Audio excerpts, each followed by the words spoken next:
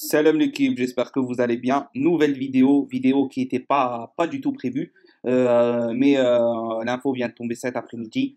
Je vous avais fait la vidéo pour parler des horaires et des dates du match hier, donc la vidéo était disponible, où là j'ai mis à peu près l'image à l'écran. J'ai juste rajouté quelques petites images en haut pour dire un peu ce qui se passait, pour imager un peu le truc, la vidéo. C'est simple, le match était prévu, il y a 4 5 jours c'était tombé.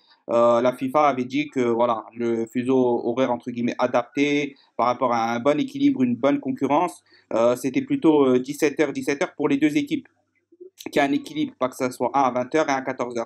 Finalement, la CAF vient décider cet après-midi de bien programmer le match au Niger à 14h et chez nous, ça serait plutôt 20h.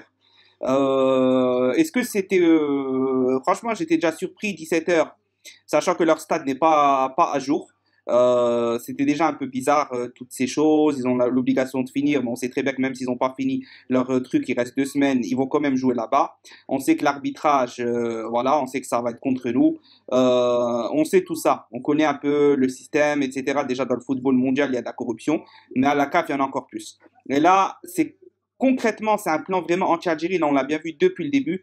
Ils veulent pas que l'Algérie se qualifie au mondial. À tous les coups, ils ne veulent pas. Et c'est maintenant l'Algérie, c'est une équipe très très redoutée, même par les grosses nations africaines. Ils vont essayer de tout faire pour l'éliminer par l'arbitrage, les dessous de table, etc., etc.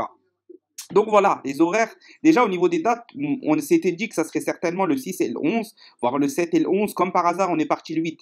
Si on joue à 20h en Algérie, ça veut dire que déjà, le match est quand même 3 heures plus tard. Donc, il y a déjà moins de temps pour se reposer, être en forme le lendemain. Pour partir, ça va être plus compliqué pour partir le 9. Partir le 10, ça voudrait dire repartir un jour avant. Et en plus, on a le lendemain le match à 14h.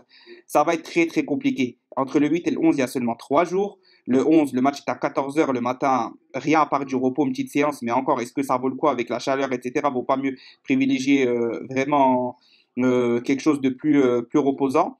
Ça, nous, on n'est pas coach, on n'est pas dans le staff, tout ça, c'est à eux de gérer ça, mais c'est à eux de le gérer très très bien.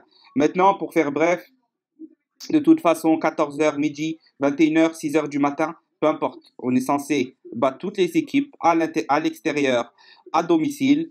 On n'est pas en train d'affronter non plus la Côte d'Ivoire ou le Cameroun chez eux, avec un arbitrage en plus qui serait pour eux, avec des températures qui seraient pour eux, avec un stade qui serait pour eux.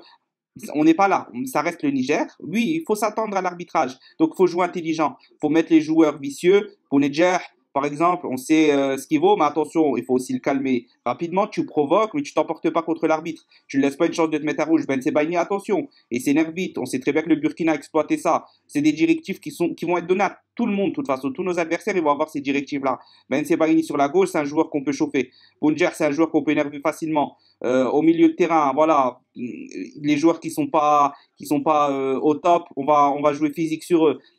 Tout ça, c'est à Belmadi de l'analyser. Maintenant, le match va certainement se jouer à 14h, c'est sûr. La CAF, entre guillemets, va à l'encontre des recommandations de la FIFA. Qu'est-ce qu'on peut y faire? On peut rien faire, mais on peut aller gagner là-bas.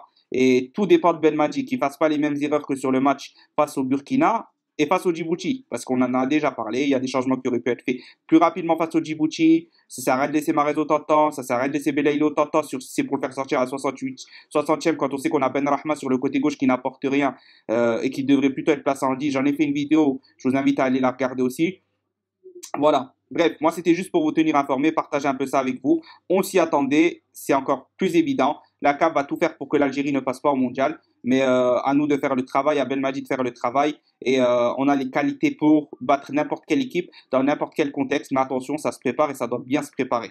Voilà la famille pour la vidéo. C'était pas prévu, j'avais prévu de vous sortir une autre vidéo aujourd'hui. Je ne sais pas si j'aurai le temps finalement, mais on va essayer. En tout cas, maximum de pouces bleus. J'espère que vous appréciez le fait que je fasse beaucoup plus de vidéos. J'en sors quasi une, voire deux par jour. Vraiment, j'ai essayé d'enclencher un peu le truc au niveau de la chaîne.